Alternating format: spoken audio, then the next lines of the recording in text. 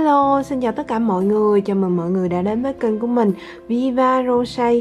Thì hôm nay mình sẽ hướng dẫn các bạn móc một chiếc khăn len với hai màu xen kẽ với nhau như thế này.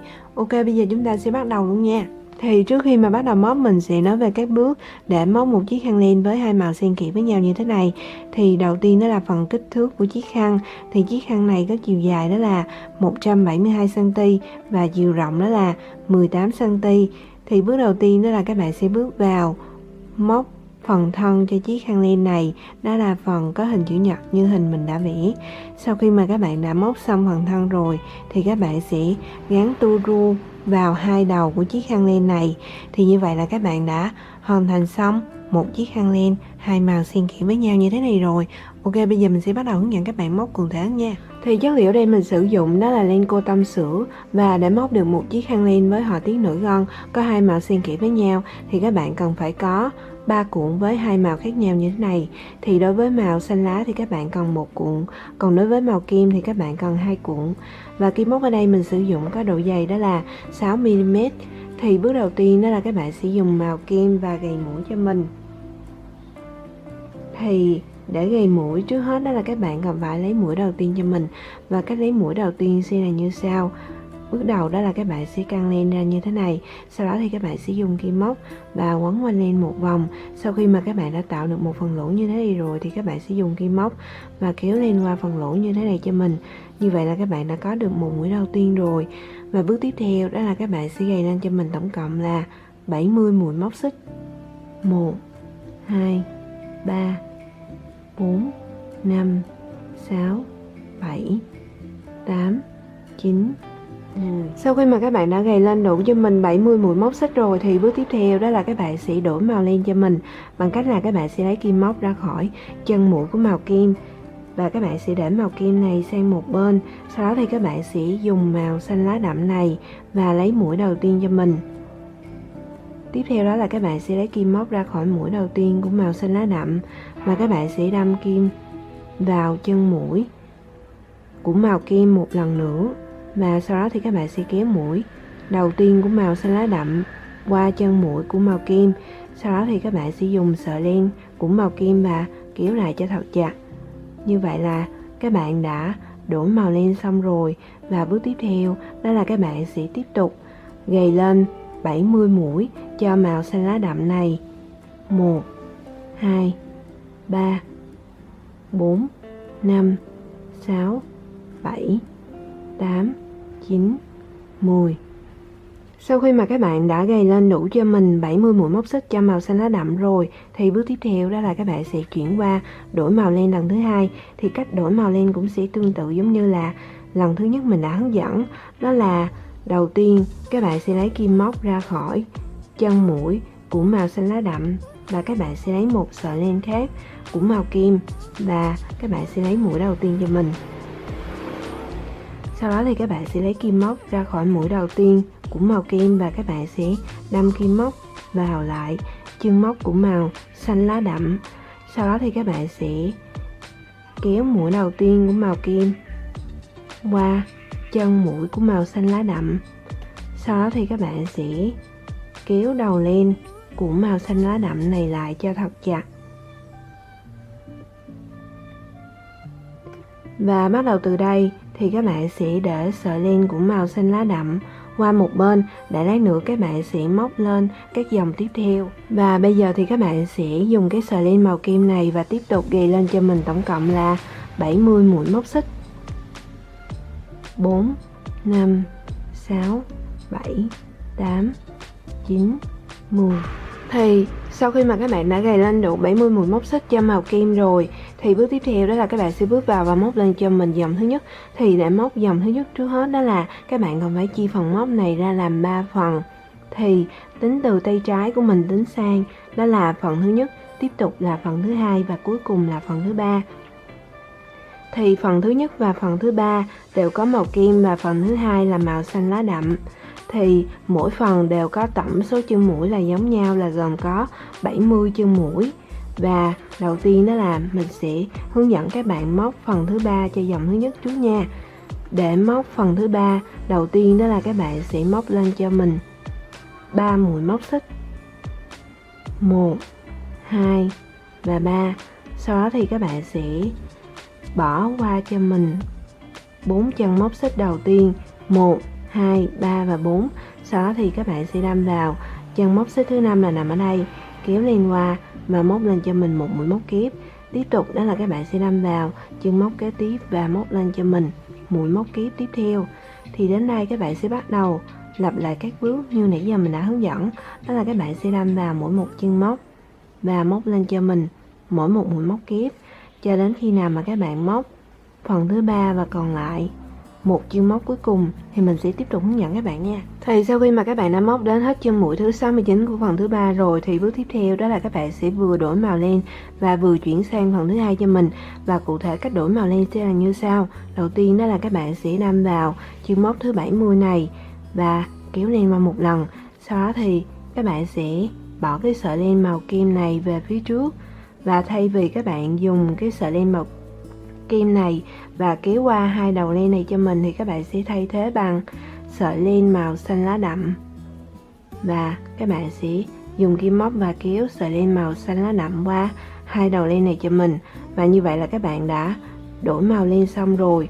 Và bước tiếp theo đó là các bạn sẽ tiếp tục móc cho mình phần thứ 2 của dòng thứ nhất bằng cách là các bạn sẽ đâm vào chân mũi đầu tiên của phần thứ 2 này và móc lên cho mình một mũi móc kép.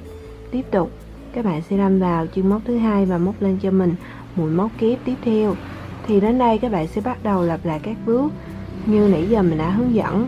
Đó là các bạn sẽ đâm vào mỗi một chân móc và móc lên cho mình các mũi móc kép cho đến hết chân mũi thứ 69 của phần thứ 2. Và sau khi mà các bạn đã móc đến hết chân mũi thứ 69 rồi thì bước tiếp theo đó là các bạn lại tiếp tục đổi màu len cho mình. Và cách đổi cũng sẽ tương tự giống như là từ phần thứ 3 qua phần thứ 2 như mình đã hướng dẫn. Và sau khi mà các bạn đã đổi xong rồi thì các bạn lại móc cho mình phần thứ nhất. Đó là các bạn sẽ đâm vào các chân mũi của phần thứ nhất và móc lên cho mình các mũi móc kép cho đến cuối dòng. Và mình sẽ gặp lại các bạn sau khi mà các bạn đã móc xong đến hết phần thứ nhất của dòng thứ nhất nha. Sau khi mà các bạn đã móc xong phần thứ nhất rồi thì các bạn đã móc xong dòng thứ nhất. Tiếp tục đó là các bạn sẽ móc lên cho mình dòng thứ hai. Thì để móc phần thứ nhất của dòng thứ hai, đầu tiên đó là các bạn sẽ móc lên cho mình hai mũi móc xích. Sau đó thì xoay ngược phần móc lại và đâm vào chân móc thứ hai của sợi len nằm ở phía bên dưới và móc lên cho mình một mũi nửa kép. Thì để nhận biết được là các bạn sẽ đâm vào sợi len nào thì các bạn hãy nhìn cấu tạo của mỗi chân mũi là gồm có hai sợi len đan vào nhau và tạo thành hình chữ V như thế này. Một sợi len thì nằm ở phía bên dưới, còn một sợi len thì nằm ở phía bên trên. Thì ở đây các bạn sẽ đâm vào sợi len nằm ở phía bên dưới của chân móc thứ hai này. Sau đó thì kéo len qua, móc lên cho mình một mũi nửa kép. Tiếp tục đến chân móc thứ 3 cũng như vậy. Thì đến đây các bạn sẽ bắt đầu lặp lại các bước như nãy giờ mình đã hướng dẫn. Đó là các bạn sẽ đâm vào mỗi một chân móc của sợi len nằm ở phía bên dưới và móc lên cho mình mỗi một mũi nửa kép cho đến hết chân mũi thứ 69 của phần thứ nhất. Và mình sẽ gặp lại các bạn sau khi mà các bạn đã móc đến hết chân mũi thứ 69 nha. Sau khi mà các bạn đã móc đến hết chân mũi thứ 69 của phần thứ nhất rồi thì bước tiếp theo đó là các bạn sẽ vừa đổi màu len và vừa chuyển sang phần thứ hai cho mình. Và cụ thể cách đổi màu len sẽ là như sau. Đầu tiên đó là các bạn sẽ quấn len quanh kim một vòng. Sau đó thì các bạn sẽ đâm vào chân móc thứ 70 của sợi len nằm ở phía bên dưới, kéo len qua. Và thay vì các bạn dùng sợi len màu kem và các bạn sẽ kéo qua ba đầu len này cho mình thì các bạn sẽ thay thế bằng sợi len màu xanh lá đậm. Và trước đó thì các bạn sẽ để sợi len màu kem về phía trước. Sau đó thì các bạn sẽ dùng sợi len màu xanh lá đậm và kéo len qua ba đầu len này cho mình. Như vậy là các bạn đã đổi màu len xong rồi. Và bước tiếp theo đó là các bạn sẽ đâm vào chân móc đầu tiên của sợi len nằm ở phía bên dưới ở phần thứ hai và móc lên cho mình một mũi nửa kép. Tiếp tục đến chân móc thứ hai, các bạn cũng sẽ móc tương tự như vậy cho mình. Thì đến đây các bạn sẽ bắt đầu lặp lại các bước như nãy giờ mình đã hướng dẫn. Đó là các bạn sẽ đâm vào mỗi một chân móc của sợi len nằm ở phía bên dưới và móc lên cho mình mỗi một mũi nửa kép cho đến hết chân mũi thứ 69 của phần thứ hai. Thì các bạn sẽ tiếp tục đổi màu len tương tự giống như là từ phần thứ nhất qua phần thứ hai. Và sau đó thì các bạn sẽ móc đến hết phần thứ ba. Và mình sẽ gặp lại các bạn sau khi mà các bạn đã móc xong phần thứ ba nha. Sau khi mà các bạn đã móc phần thứ ba và còn lại một chân móc cuối cùng như thế rồi, thì bước tiếp theo đó là các bạn sẽ đâm vào chân móc cuối cùng này, cũng chính là mũi móc xích thứ tư, tính từ dưới tính lên trong tổng số 4 mũi móc xích đầu tiên mà các bạn đã bỏ qua ở dòng thứ nhất á, thì các bạn sẽ đâm vào chân mũi này, kéo lên qua và móc lên cho mình một mũi nối kép. Như vậy là các bạn đã móc xong phần thứ ba của dòng thứ hai rồi, và các bạn cũng đã móc xong dòng thứ hai. Và tổng số chân mũi giờ các bạn đang có cho dòng thứ hai là 210 chân mũi. Tiếp tục đó là các bạn sẽ móc lên cho mình dòng thứ ba. Thì để móc phần thứ ba của dòng thứ ba, đầu tiên đó là các bạn sẽ móc lên cho mình 3 mũi móc xích. Sau đó thì xoay ngược phần móc lại và các bạn sẽ đâm vào chân móc thứ hai của sợi len nằm ở phía bên dưới này và móc lên cho mình một mũi móc kép. Tiếp tục đến chân móc thứ ba, các bạn cũng sẽ lặp lại các bước tương tự như vậy cho mình. Thì đến đây các bạn sẽ bắt đầu lặp lại các bước như nãy giờ mình đã hướng dẫn, đó là các bạn sẽ đâm vào mỗi một chân mũi của sợi len nằm ở phía bên dưới và móc lên cho mình mỗi một mũi móc kép cho đến hết chân mũi thứ 69 của phần thứ ba. Và mình sẽ gặp lại các bạn sau khi mà các bạn đã móc đến hết chân mũi thứ 69 nha. Sau khi mà các bạn đã móc đến hết chân mũi thứ 69 của phần thứ ba rồi, thì bước tiếp theo đó là các bạn sẽ vừa đổi màu len và vừa chuyển sang phần thứ hai cho mình. Và cụ thể cách đổi màu len sẽ là như sau. Đầu tiên đó là các bạn sẽ quấn len quanh kim một vòng, sau đó thì các bạn sẽ đâm vào chân mũi thứ 70 của sợi len nằm ở phía bên dưới và kéo len qua một lần. Thì thay vì các bạn dùng cái sợi len màu kem này và tiếp tục dùng kim và kéo len qua một lần nữa, nhưng mà ở đây các bạn sẽ thay thế bằng sợi len màu xanh lá đậm. Và trước đó thì các bạn sẽ để sợi len màu kem này về phía trước cho mình. Tiếp theo đó là các bạn sẽ dùng kim móc và kéo sợi len màu xanh lá đậm qua hai đầu len này cho mình. Như vậy là các bạn đã đổi màu len xong rồi. Thì đối với sợi len màu kem này, các bạn sẽ để sang một bên và các bạn sẽ tiếp tục dùng sợi len màu kem này đổi màu ở các dòng tiếp theo. Và bắt đầu từ đây thì các bạn sẽ dùng sợi len màu xanh lá đậm và móc phần thứ hai cho mình. Và để móc phần thứ hai, đầu tiên đó là các bạn sẽ đâm vào chân mũi đầu tiên của sợi len nằm ở phía bên dưới và móc lên cho mình một mũi móc kép. Tiếp tục đến chân móc kế tiếp, các bạn cũng sẽ lặp lại các bước tương tự như vậy cho mình.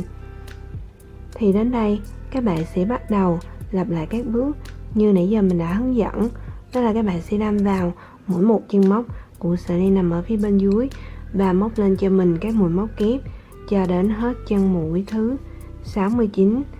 Và sau khi mà các bạn đã móc đến hết chân mũi thứ 69 rồi, thì bước tiếp theo đó là các bạn sẽ tiếp tục đổi màu len từ phần thứ hai sang phần thứ nhất cho mình.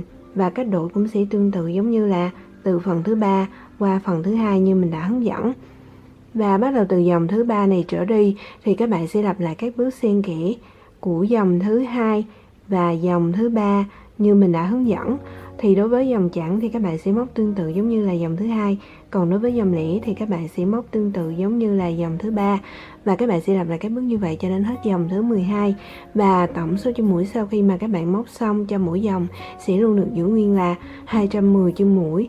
Và mình sẽ gặp lại các bạn sau khi mà các bạn đã móc đến hết dòng thứ 12 nha. Sau khi mà các bạn đã móc xong dòng thứ 12 rồi thì các bạn đã móc xong phần thân của chiếc khăn len. Và bước tiếp theo đó là các bạn sẽ kết len lại bằng cách là móc lên cho mình một mũi móc xích. Sau đó thì các bạn sẽ kéo len ra một đoạn và dùng kéo cắt đi phần đoạn len thừa này cho mình. Tiếp theo đó là các bạn sẽ kéo mối nối này lại cho thật chặt. Thì với hai đầu len của hai phần còn lại, các bạn cũng sẽ cắt đi sợi len bị thừa cho mình.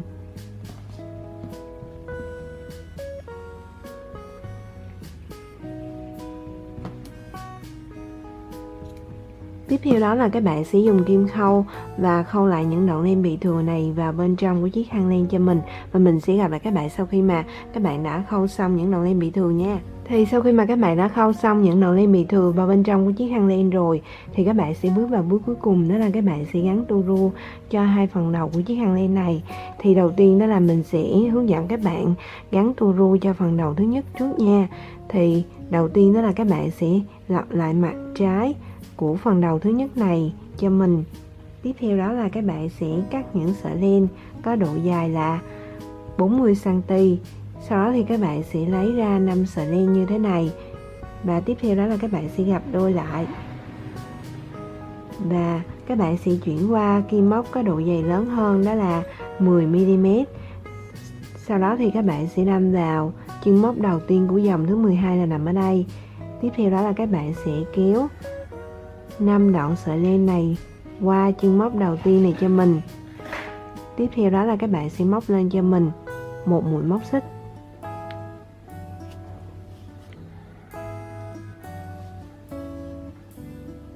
Sau đó thì các bạn sẽ kéo phần tua rua này lại cho thật chặt. Và như vậy là các bạn đã gắn xong phần tua rua thứ nhất rồi. Tiếp tục đến phần tua rua thứ hai cũng như vậy. Đầu tiên đó là các bạn sẽ lấy 5 sợi len và gập đôi lại. Sau đó thì các bạn sẽ bỏ qua cho mình một dòng, đó là dòng thứ 11. Sau đó thì các bạn sẽ đâm vào dòng thứ 10 này của chân móc đầu tiên và tiếp tục kéo 5 sợi len qua và móc lên cho mình một mũi móc xích. Và như vậy là các bạn đã gắn xong phần tua rua thứ hai rồi. Thì đến đây các bạn sẽ bắt đầu lặp lại các bước như nãy giờ mình đã hướng dẫn. Đó là các bạn sẽ đâm vào chân mũi của mỗi dòng chẵn để gắn lên cho mình các đoạn tua rua cho đến hết dòng thứ hai. Và riêng dòng thứ nhất thì các bạn cũng sẽ đâm vào và gắn lên cho mình một đoạn tua rua cuối cùng. Tức là mỗi một đầu của chiếc khăn len này các bạn sẽ gắn đủ cho mình 7 đoạn tua rua. Và với phần đầu thứ hai các bạn cũng sẽ lặp lại các bước gắn tua rua tương tự giống như là phần đầu thứ nhất mình đã hướng dẫn. Và mình sẽ gặp lại các bạn sau khi mà các bạn đã gắn xong tua rua cho hai phần đầu của chiếc khăn len nha. Thì sau khi mà các bạn đã gắn xong phần tua rua rồi thì các bạn đã hoàn thành xong một chiếc khăn len với hai màu xen kẽ với nhau như thế này rồi. Mình chúc các bạn sẽ thành công với lại sản phẩm của các bạn làm ra nha. Và nếu các bạn có thắc mắc gì thì hãy để lại comment ở phía bên dưới. Mình sẽ cố gắng trả lời các bạn trong thời gian sớm nhất. Và nếu thấy video của mình hữu ích thì các bạn hãy nhấn like. Và nếu đây là lần đầu tiên các bạn ghé đến kênh của mình thì đừng quên hãy nhấn nút subscribe hoặc là nút đăng ký để đón xem được những video về hướng dẫn móc len mới nhất từ kênh của mình nha. Ok, chào tạm biệt và hẹn gặp lại các bạn ở video sau. Bye bye, see you.